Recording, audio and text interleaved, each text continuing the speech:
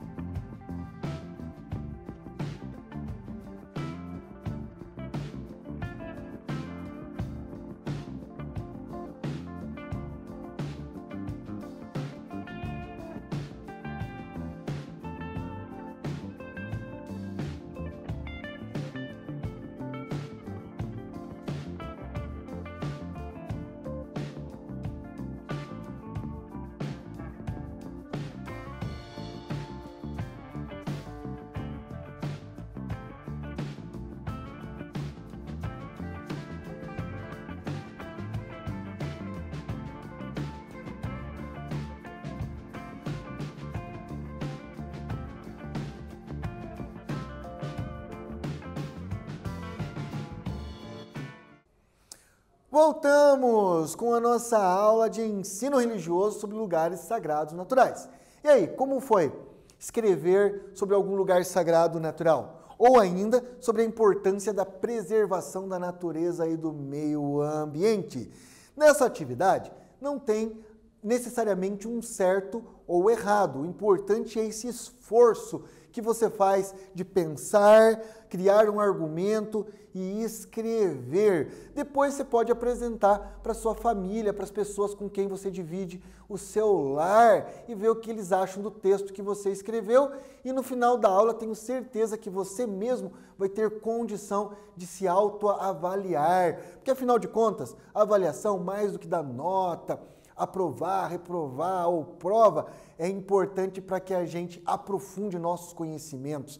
A avaliação é uma forma de aprendizagem e esse é o intuito da nossa atividade inicial da aula de hoje. Muito bem, os objetivos desta nossa aula, então, é conhecer alguns lugares sagrados naturais, ou seja, que não foram construídos pela mão humana. Compreender a simbologia contida nos lugares sagrados naturais, assim como as suas principais características. Bem, o primeiro lugar sagrado natural que nós vamos conversar aqui na nossa aula é uma montanha sagrada chamada de Uluru. Existem muitas montanhas sagradas no mundo, inclusive no Brasil. Algumas contêm cavernas, outras contêm elementos que são características relevantes de alguma cultura. Mas nós vamos falar aqui da montanha Uluru. Bem, com mais de 300 metros de altura, ela é um monolito, ela é um bloco sólido de rocha, com 9,4 quilômetros de circunferência, ela é enorme. E ainda ela está num lugar plano, é uma planície na Austrália. A Austrália são aqueles arquipélagos, tem a Oceania, a Austrália e uma série de ilhas ali em volta. Bem, Uluru é uma montanha sagrada para o povo aborígene. Esse povo aborígene chamado Anangu, que habitavam e habitam até hoje a região há mais de 10 mil anos. Assim como nós temos nossos indígenas, os povos indígenas aqui das Américas, lá na Austrália, os seus nativos, eles chamam de aborígene. Mas esse nome aborígene poderia ser aplicado até para os nossos indígenas, porque aborígene, autóctone, é aquele que é oriundo, nativo daquele lugar. Mas, como tem uma outra história de colonização, de invasão, aqui foi chamado de indígena e lá tem o nome de aborígene. Eles próprios não se chamam de aborígene, foi o branco que os chamou assim. Então esse povo se autodenomina Anangu. E eles são conhecidíssimos pelas suas pinturas corporais, por alguns instrumentos musicais interessantes e por uma rica cosmologia, cosmovisão, ou seja, a visão de origem do mundo, a visão dos seus ancestrais. Eles têm muita ligação com o espírito dos ancestrais, assim como nossos indígenas e como os povos africanos.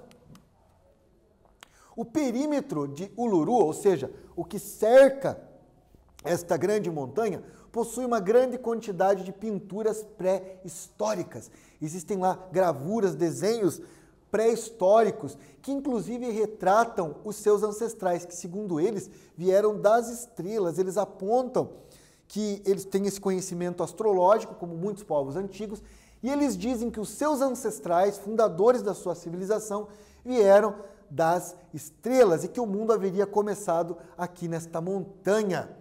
E lá também existem fendas, rachaduras nessa montanha, cisternas, poços com água, cavernas rochosas, gravuras sagradas, que inclusive são muito importantes dentro da cultura e da religiosidade dos aborígenes australianos. Interessante, né? Vocês assistiram um filme chamado Crocodilo Dundee? Nesse filme Crocodilo Dundee, é um filme antigo, ele mostra a cultura aborígene, inclusive, você deve lembrar deles por conta dos cangurus e do bumerangue, aquele instrumento de madeira que você joga e ele volta, é uma arma, podemos dizer, uma ferramenta, um utensílio dos aborígenes australianos. Então, quando a gente pensa na Austrália, a gente lembra logo dos aborígenes, que são com o corpo pintado, do bumerangue e dos cangurus. Bem, então os aborígenes são os nativos, povos nativos da Austrália e das ilhas e arquipélagos da região. Aqui temos eles tocando um didgeridoo, que é um instrumento feito de eucalipto, a pintura do corpo e aqui um aborígene com a montanha Uluru atrás dele. Inclusive esse didgeridoo, esse instrumento, é um instrumento de sopro, tem a ver, segundo eles, com a origem da própria humanidade, é um som primordial. Assim como nós temos o mantra para o povo oriental, as preces para o povo ocidental, eles usam esse didgeridoo que faz um som contínuo e hoje inclusive é usado misturado com as músicas modernas. Bom, os aborígenes usam a arte como forma de comunicação. Eles se comunicam por meio da arte, não só das pinturas, como das suas músicas, desse didgeridoo que eles usam nos seus rituais religiosos. As pinturas do corpo, ou nas cascas de eucalipto, nos instrumentos musicais, eles retratam a cosmovisão, ou seja, a origem do mundo para esses povos e as histórias dos seus ancestrais. Então podemos perceber que os povos nativos do mundo todo têm uma grande ligação na sua religiosidade com os ancestrais, com a natureza. Eles não se veem superior à natureza, eles se veem como parte da natureza e a sua religiosidade é uma forma de manter a sua cultura, que faz parte da riqueza do patrimônio histórico da humanidade. Um instrumento musical chamado idaki ou didgeridoo é utilizado nos seus rituais religiosos. Quem puder e quiser pode pesquisar aí na internet, tem muitos vídeos com pessoas tocando esse instrumento chamado didgeridoo ou idaki. Bem, agora nós vamos falar de um outro povo, de um outro lugar sagrado, que é a floresta Oxum-Oxobô. Então existem muitas florestas que são consideradas sagradas, mas vamos falar de uma especificamente, Oxum-Oxobô, ou em Yorubá, Ozum-Ozogbo. É uma floresta sagrada às margens do rio Oxum, próximo à cidade de Oxobô, no estado de Oxum, na Nigéria. Bem, a cultura iorubá é original do sudeste da Nigéria, num lugar chamado de Benin, na antiga república de Daomé, no Togo. A religiosidade do povo iorubá influenciou o surgimento do candomblé no Brasil. Não apenas a cultura iorubá, mas grande parte dos negros que vieram escravizados para o Brasil eram da cultura iorubá. Então, muitas palavras do candomblé e da umbanda do Brasil são palavras de iorubá. Os orixás são da cultura iorubá, muitos deles. Bem, aqui tem um templo, eu estou falando de lugares sagrados naturais, mas há um templo construído nessa floresta, mas o templo só surgiu em função do fato da floresta ser sagrada. Então, a floresta sagrada de Oxum, Oxobô, existe um templo em função da sacralidade. Oxum, comumente, é visto como um orixá ligado aos rios de água doce, às cachoeiras. Então, o orixá Oxum, aqui no Brasil, é cultuado como o orixá da água doce das cachoeiras. Lá na África, em Benin, tem um rio chamado Oxum. O rio Oxum, ou seja, quando a gente fala em orixá, eles são os elementos da natureza, a energia dos elementos da natureza. E aí, lá na África, é o próprio rio que leva esse nome, Oxum. E aí, Oxobô é o nome de uma cidade. Juntando Oxum, Oxobô, dá o nome à floresta sagrada para a tradição, para um dos povos africanos. E agora, chegamos àquele momento de vocês porem a mão na massa, testar o que a gente aprendeu aqui durante a nossa aula. Estão prontos? Então vamos lá. Uluru é a montanha sagrada para os povos. Letra A, Yorubá africano. Letra B, aborígene australiano. Letra C, para os indígenas brasileiros. Nós vamos dar um tempo para vocês copiarem esta questão aqui do nosso quiz e na sequência voltamos respondendo junto com vocês. Até já!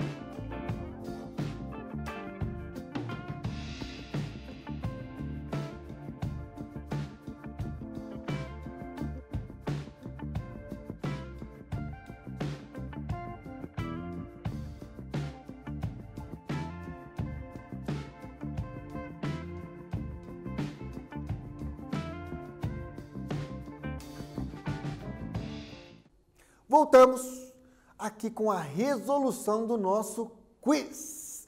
Muito bem, Uluru é a montanha sagrada para os povos, letra A, iorubás africanos, letra B, aborígenes australianos, letra C, indígena brasileiros.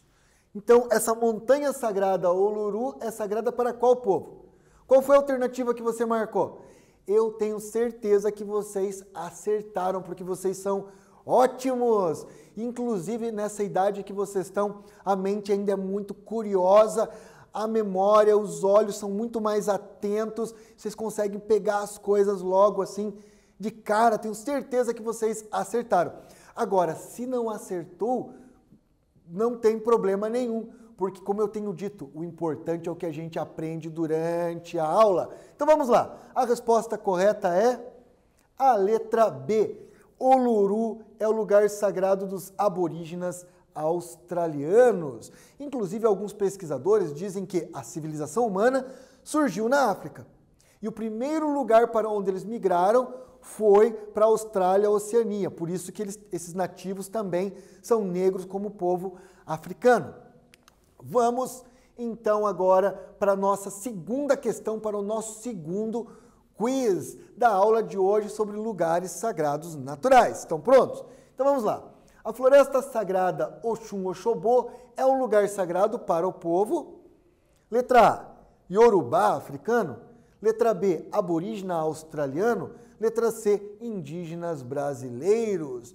Você já sabe, tem alguns minutinhos aí para vocês copiarem, escolherem a alternativa e já já voltamos com a resposta.